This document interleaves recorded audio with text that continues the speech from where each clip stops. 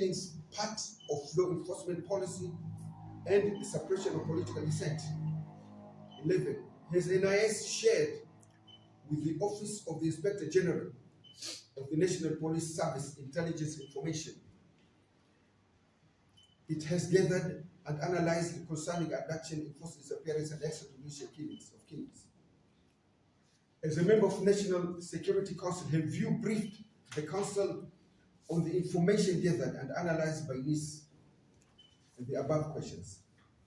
What is the position of the National Security Council concerning the abductions, enforced disappearances, and extrajudicial killings of kings? Is the Council for or against the abductions, enforced disappearances, and extrajudicial killings? If the National Security Council is against abductions, enforced disappearance, and extrajudicial killings, what are the obstacles and challenges the Council is facing in stop these crimes and violations of the Constitution? But basically, these things are happening in the broad daylight.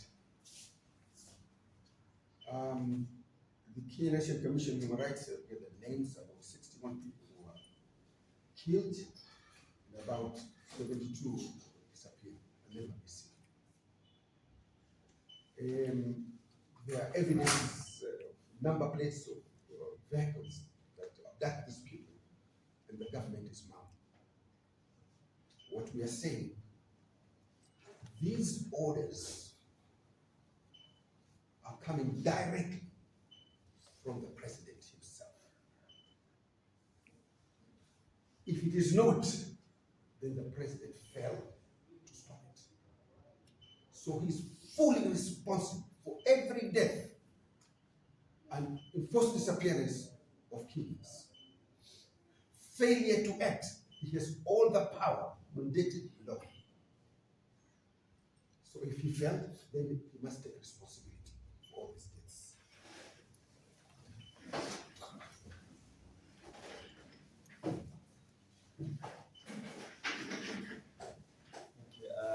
Good morning, members of the press. My name is Walid Kasi, the Executive Director, Muslims for Human Rights, Hori. We continue to ask, why is that the gangs of perpetrators of abductions and forced disappearances and extrajudicial killings let to flourish and go scot-free without any arrest and prosecution from the national and international crimes they continue to commit? We also ask for them to please elucidate how these armed abductions, gangs operating in daylight, fully armed with handcuffs, manage to evade detection by law enforcement agencies such as the police and the National Intelligence Service.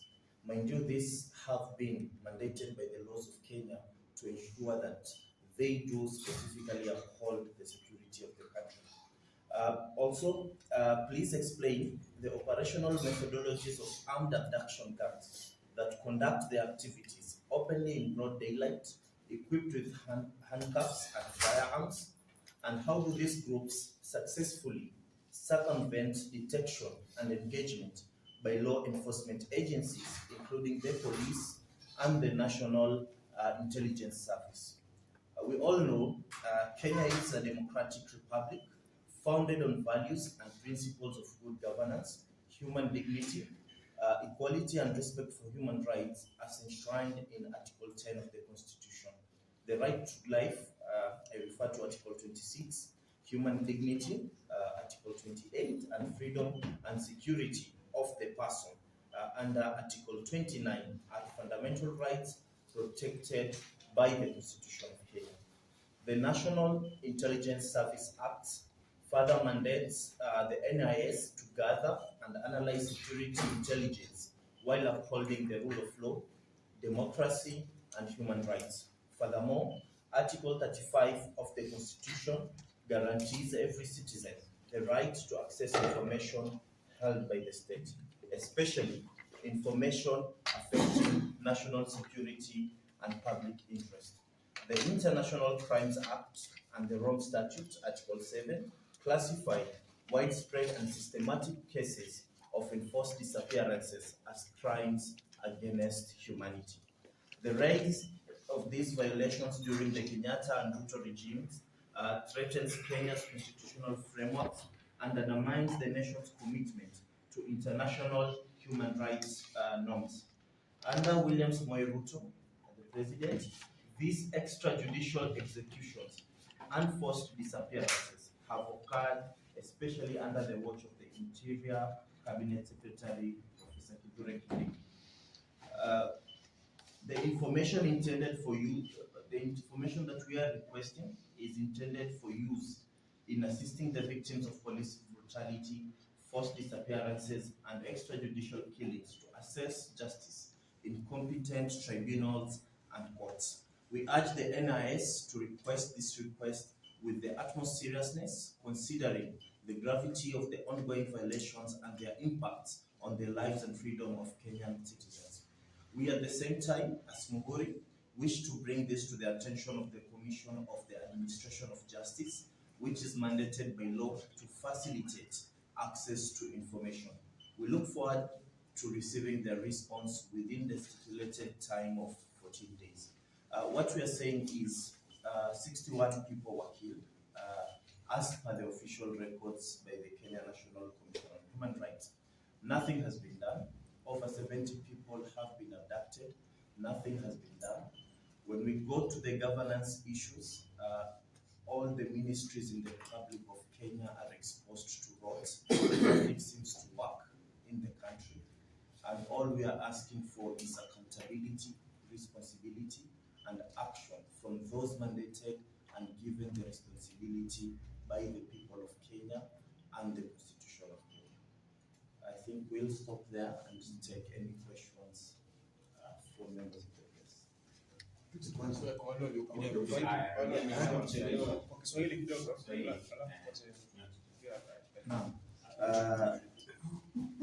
Kwa ufupi, lililotuleta hapa ni leo kuitikia ama kuita ama kuomba lile shirika la NIS la serikali linalojihusisha na intelligence liweze kuwajibika katika kazi yao na liweze pia kutoa taarifa na habari yoyote walio nayo kuhusu ile enforced disappearances, mauaji ya kinyume na sheria yaliyofanyika katika taifa hili, na si kwa mwaka uliopita ama miezi iliyopita.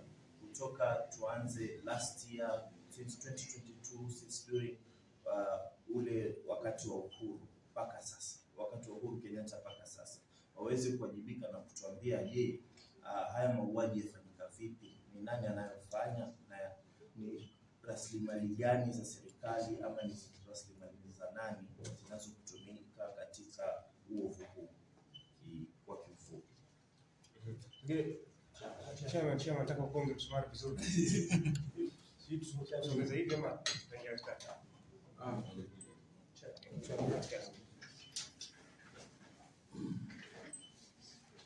Sasa ndio tena kusoma tena.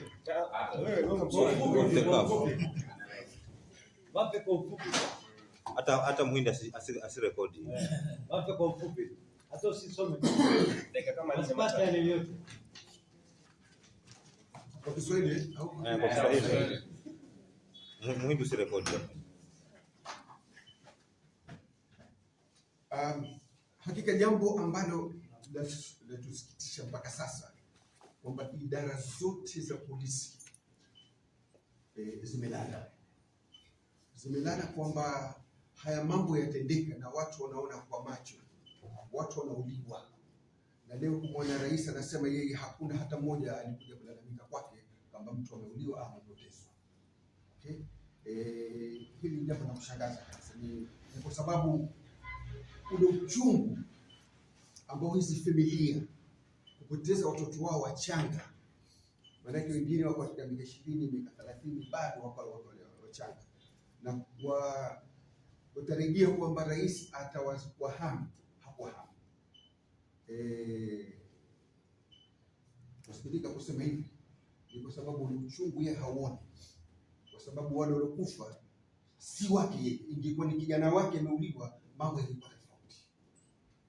tuseme kinaga ubaga kwamba haya mambo yeye hamhusu wala hajali. Ingekuwa kweli ajali, rais angetoa tamko moja au mawili, akamwambia polisi don't shoot and don't kill, leo usingekuwa na mauaji.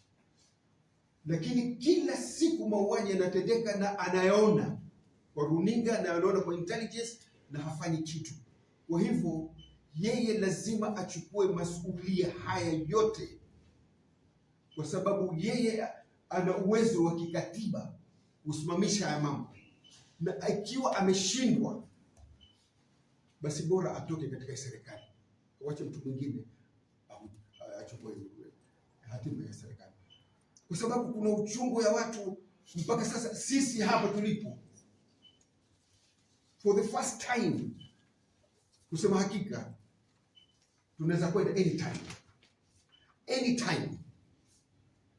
Manake mauaji zamani ilikuwa tusikia kina huko, kina Pinto, kina Jem Kariuki, lakini sasa wanauliwa ni watu wa chini kabisa, hawajulikani kabisa. Na hili ndio jambo linalotia uchungu. Na sasa watu waulize, hii serikali iko wapi na inafanya nini? Why is it not protecting them? It's their constitutional right. Na hii NIS, National Intelligence Service, haikuundwa kumlinda rais, imeundwa kulinda wa Kenya, including all of us here. Lakini vile wanavyofanya wao, wanamlinda rais na serikali yake, which is wrong. Who is protecting Kenyans? And why people are being killed so recklessly and the government is not doing anything? We are taking this step and we make it very clear. They will find themselves in court. They have to explain. Haya magari ambayo ina abduct watu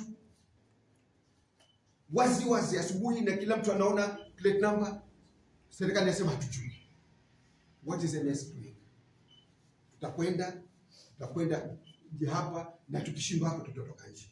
Lakini I am telling you, we have all the evidence, every evidence, every person who killed, we have the evidence, and we are going to take it to court. Okay.